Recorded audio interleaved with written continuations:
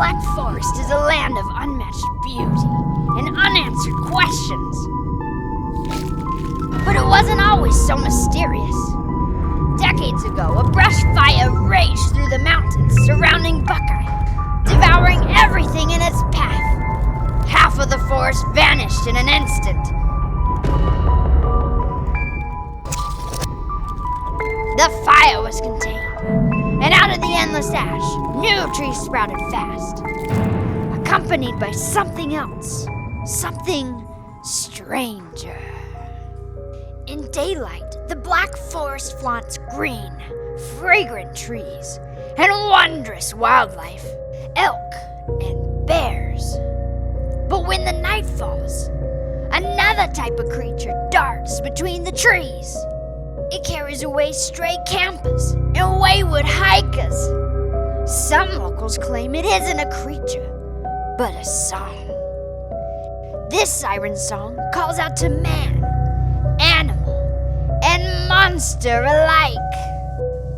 It replaces their anxiety with peace, drawing its listeners deeper into the forest, near the unstable cliffs. Whether by creature, song, or a truth even darker, the Black Forest remains a land of missing persons, hungry shadows, and convenient animal attacks.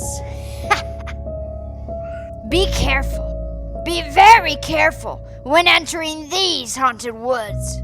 Remember, in the forests of the night, clever monsters hide just out of sight.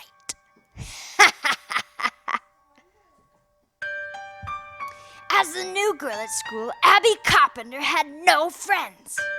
She was an odd duck, with her crooked teeth, her ears that didn't match, and her homemade clothes. It didn't take long for the wolves to pounce.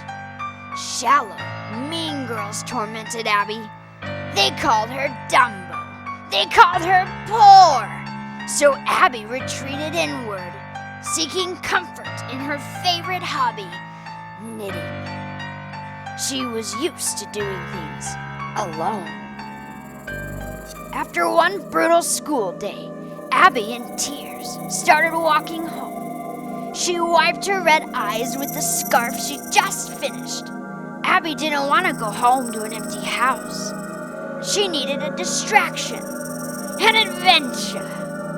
She strolled into the foggy town cemetery, walking past the iron gate and countless headstones into the woods behind the gloomy graveyard. Abby knew nothing of the Black Forest, its past, the legends. Among the mossy trees, Abby found peace as she marveled at the unafraid deer and the massive spiderwebs. Its magic drew Abby deeper into the forest. She tripped over a rock and awoke from her trance. Hours had passed, and the sun was setting. Lost in this maze of trees, Abby tried fleeing from the darkness, but it overtook her. She couldn't see a thing. Abby took another step and fell, tumbling down into a canyon. As she was lying at the bottom of the pit, Abby heard whispers.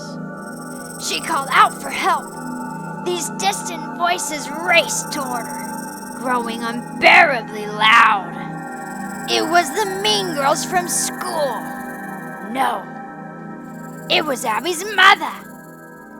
No, it was both.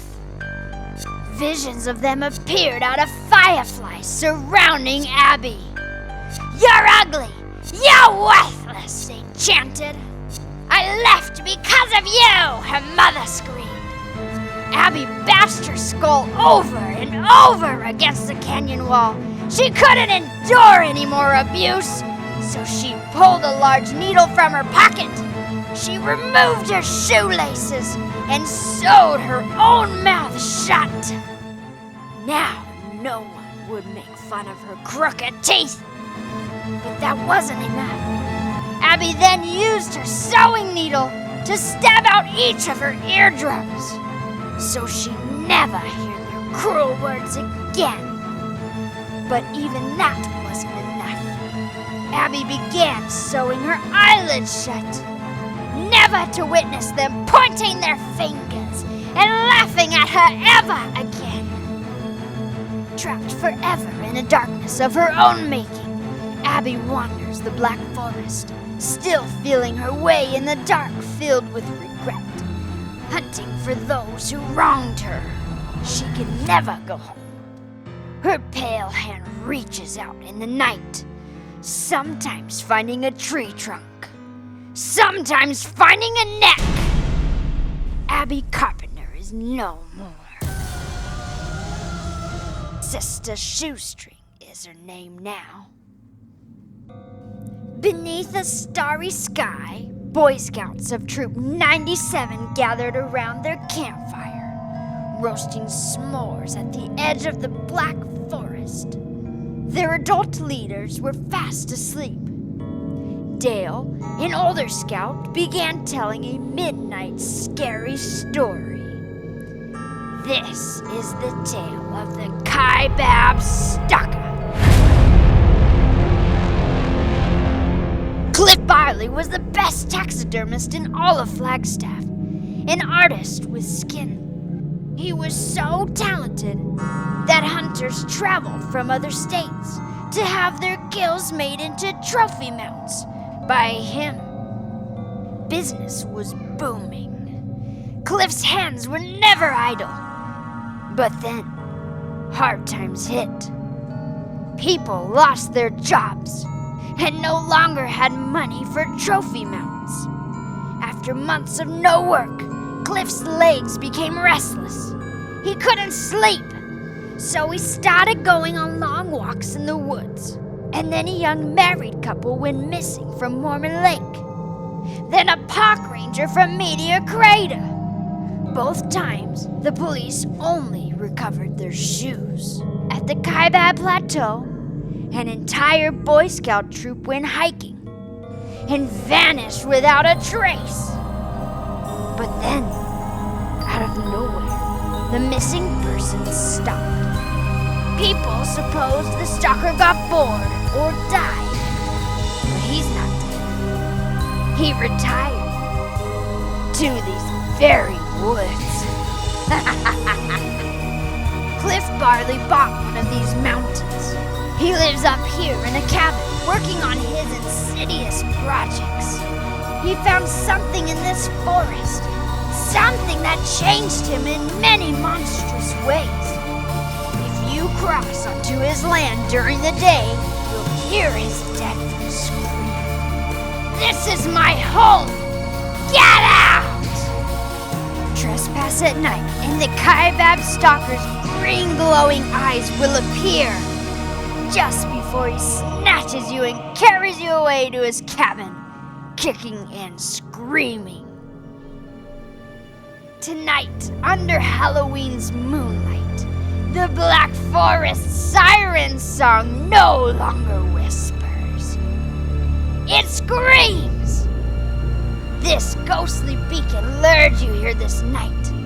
No one can resist it, not even down in the Murky Sewers. The escaped inmates of Darkgate Asylum have also heard its call. The Collins brothers are running with their chainsaws. Bloody Betty is laughing in the dark. Gormley is setting traps for you along with other lunatics and psychopaths, such as Dr. Katz, the fisherman, Myrtle and Mar, and Chuckles. Welcome to the Black Forest! And remember, in the forests of the night, clever monsters hide just out of sight. Peekaboo.